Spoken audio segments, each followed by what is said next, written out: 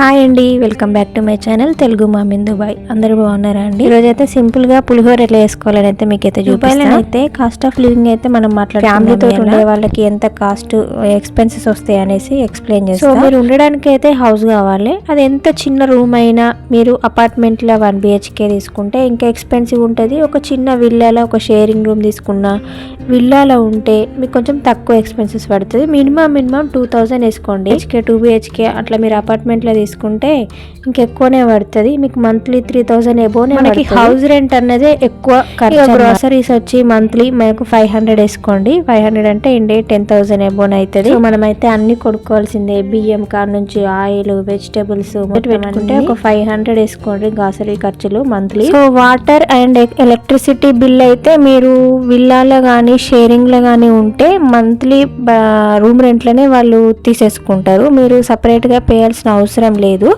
మేము ఉన్నప్పుడైతే అట్లా అపార్ట్మెంట్లో తీసుకున్నాం కదా, ఇయర్లీ ప్యాకేజ్ లాగా తీసుకున్నాము. సో మాకైతే ఈ monthly water and electricity bill కూడా వస్తుంది. అది ఒక 700 ఎబోనే వస్తుంది. మనం ఏసీ యూజ్ చేసిన దాన్ని బట్టి సమ్మర్ లో కొంచెం ఎక్కువ వస్తుంది.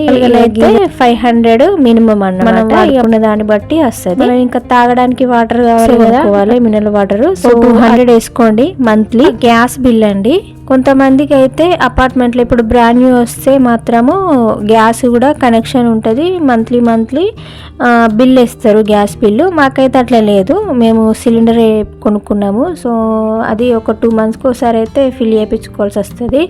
అదైతే మాకు ఇప్పుడు 150 వస్తుంది మీడియం. మీకు ఒక 2 పిల్లలు ఉన్నారనుకోండి, పిల్లలకి ఎడ్యుకేషన్ కావాలి కదా, స్కూల్ ఫీజెస్ ఎట్లుంటాయంటే ఇయర్లీ మీకు నార్మల్గా ఒక చిన్న స్కూల్ అయితే మన బడ్జెట్కి తగ్గట్టుగానే ఇయర్లీ 4000 ఉంటుంది బాబుకి అయితే. అది నేను CBSE సిలబస్కు మాత్రమే చెప్తాను. బ్రిటిష్ కరికులం ఇంకా వేరే కరికులం అయితే మాత్రం ఇంకెక్కువ ఉంటుంది. 50,000 పేయర్స్ కూడా ఉన్నాయి. అది ఒక CBSE సిలబస్కే. ఇక బ్రిటిష్ కరికులం అయితే ఇక ఎప్పుడు అవసరమే లేదు. ఇయర్లీ హెల్త్ ఇన్సూరెన్స్ కూడా అవసరమే కదా. So yearly health insurance package కూడా ఉంటుంది. ఆ ట్రాన్స్పోర్టేషన్ అండి, కారు ఉంటే కారుకు సంబంధించింది సర్వీసింగ్ కానీ రిపేరింగ్ కానీ దాని ఖర్చులు ఏవి వేసుకోవాలి.